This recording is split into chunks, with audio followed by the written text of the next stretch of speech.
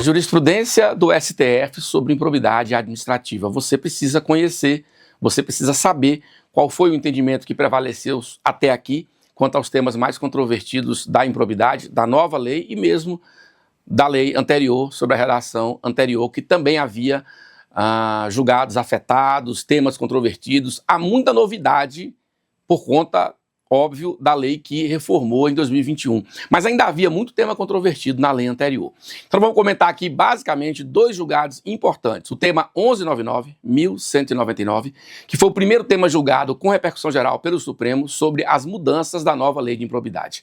Há três teses centrais que você precisa conhecer. Veja comigo. A primeira delas, a extinção da improbidade culposa, ela é irretroativa, ou seja, ela não alcança os casos já transitados em julgado e nem o cumprimento, a execução das sanções. Então veja, a extinção da modalidade culposa, da improbidade por culpa, ela não gerou efeitos retroativos para alcançar os casos que já tinham sido definitivamente julgados. Ou seja, quem foi condenado pela lei anterior por culpa deverá cumprir a pena. Aquele que já estava cumprindo a pena deverá continuar. E quem já cumpriu não pode pretender se ressarcir, se indenizar, receber algo de volta. Nada. A lei, então, nesse aspecto, quanto à coisa julgada, ela é irretroativa. Vamos para a segunda. Segunda, a nova lei se aplica aos fatos pretéritos, mas sem trânsito de julgado. Isso aqui é uma decorrência da primeira. Então, ela é irretroativa quanto aos casos julgados, transitados em julgado. E ela é aplicável aos processos em cursos, ainda que o fato ímprobo, a conduta supostamente ímproba, seja anterior à lei nova. Então veja, qual é a lógica no tempo da lei de improbidade, da mudança quanto à extinção da improbidade culposa? É que ela não vai alcançar quem já foi definitivamente julgado, mas vai sim ser aplicável aos casos em curso. Ou seja, quem responde por improbidade culposa deve ter o processo extinto, o pedido tem que ser julgado improcedente. Os tribunais, de forma geral, estão extinguindo a ação por falta de previsão em tese do Instituto da Improbidade Culposa, ok? Em terceiro lugar, o regime prescricional é irretroativo. Fizemos um vídeo específico sobre isso aqui, que é para dizer que a prescrição, aquela prescrição de 8 anos, que interrompe e gera intercorrente pela metade, 4 anos, que inclusive vai vencer agora.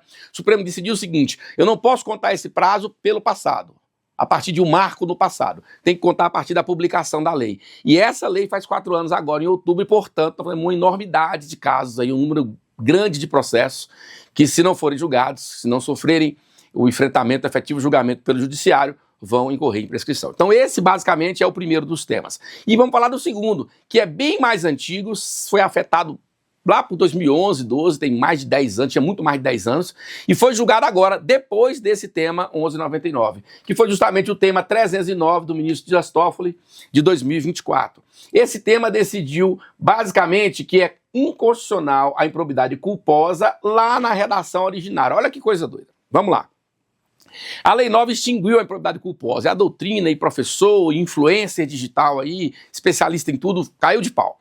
Dizendo que era inconstitucional, que era absurdo, etc. Não. O que o Supremo fez logo em seguida, julgando o tema 309, foi decidir que a previsão da inconstitucionalidade culposa, aquela da lei original, ela era inconstitucional, incompatível com a Constituição. Ou seja, a lei nova extinguiu a improbidade culposa, mas o Supremo decidiu que ela nunca deveria ter existido, porque ela é incompatível com a Constituição Federal. Esse foi o conteúdo do tema 309. Claro que esse tema, ele reafirmou o entendimento que o Supremo já tinha adotado num ADPF e em um outro julgamento de controle concentrado. Mas, resumidamente, esse tema tratou do seguinte. Veja aqui. Primeiro, são válidos o artigo 13, inciso 5, e o 25, inciso 2 da lei anterior, da lei de licitações, é a lei anterior. Por quê? Porque o processo é antigo, a afetação é antiga. Mas basicamente o conteúdo é o mesmo da lei atual. Nós podemos entender a questão jurídica sem precisar se agarrar ao dispositivo. Basicamente, o artigo 13, inciso 5, prevê a advocacia como serviço de natureza especializada. E o 25, inciso 2, é uma hipótese de inexigibilidade da contratação desse tipo de serviço. Ou seja, esses dois artigos juntos permitem que o serviço de advocacia seja contratado sem licitação em razão da sua natureza especializada. Então o Supremo reafirmou que esses dispositivos são constitucionais, mas desde que, veja comigo, primeiro, seja inadequada a prestação de serviço pelo poder público diretamente, ou seja, é uma situação, por exemplo, de um município que não tem procuradoria, ou de um município, um estado, até, dá para pensar até no estado, na União, embora seja mais difícil pensar uma hipótese dessa para a AGU, por exemplo, para a Procuradoria de Estado, mas é quando se entende concretamente que aquela demanda, aquele serviço especializado, ele não pode ser adequadamente prestado pela advocacia pública. Então, o município está autorizado a contratar um escritório, um profissional especializado e a fazê-lo da forma direta, a contratar sem a exigências de licitação, sem a realização de licitação, porque é uma hipótese de inexigibilidade. E o segundo, que o valor cobrado seja compatível com a responsabilidade exigida do profissional e ainda que ele esteja na média do que o escritório normalmente cobra. Então, veja, é possível contratar sim, desde que, primeiro, seja demonstrado que a advocacia pública não pode promover aquela ação, aquele serviço de forma adequada, e ainda que o profissional contratado, além de ser especializado, de ter procedimento formal prévio de contratação, etc., além disso, ele tem que cobrar um valor compatível com o que ele normalmente cobra no mercado. Esses são dois julgados muito, muito importantes para o âmbito da improbidade administrativa proferidos pelo Supremo, ambos com repercussão geral, efeito vinculante. Então, tem que saber deles, tem que conhecê-los para poder atuar na improbidade. E aí, para terminar, eu queria deixar um recado. Veja bem, outros temas, eu vou comentar outros 3 temas que já foram julgados, que também são importantes, sem maior aprofundamento, só para você ter em mente, estar ligado que isso existe. Primeiro, os agentes políticos respondem por improbidade, julgado na ADI 4295. Esse tema é antigo, há mais de 20 anos o Supremo julgou uma reclamação, entendendo que agente político já era responsabilizado pelo modelo do sistema administrativo, impeachment, etc. Então ele não poderia ser responsabilizado de novo por improbidade.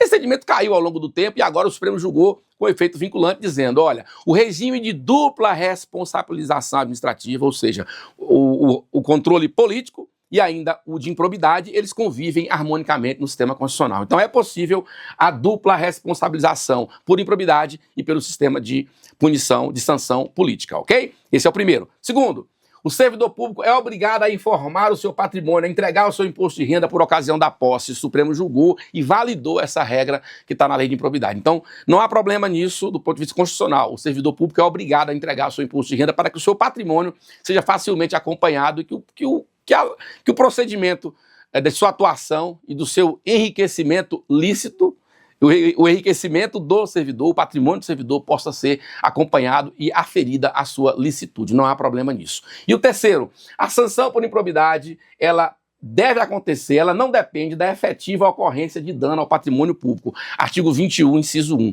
Isso se questionava muito, mas tem improbidade sem dano? Sim, claro que sim. Nós temos artigo 9, 10 e 11, né? O artigo 9º, e você tem situações diferentes. O 9º é enriquecimento ilícito, você tem uma improbidade por enriquecimento ilícito, um prejuízo erário e uma por violação a princípio. Então é possível. O que a nova lei exige é que você tenha uma conduta grave. Você não pode classificar ou enquadrar como improbidade uma conduta leve. Mas ela pode ser uma conduta que não tenha causado dano patrimonial ao erário? Pode, sim, isso é possível. Tá aí mais 3 dicas, 3 aspectos importantes para você se ligar. E finalmente, olha aqui comigo na tela, anote esse número, fique ligado na ADI 7236. Essa ADI está em julgamento no Supremo, teve 2 votos, pedido de vista do ministro Flávio Dino, e esse caso é um caso importantíssimo, vários dispositivos importantes da lei de improbidade estão em debates nessa ADI.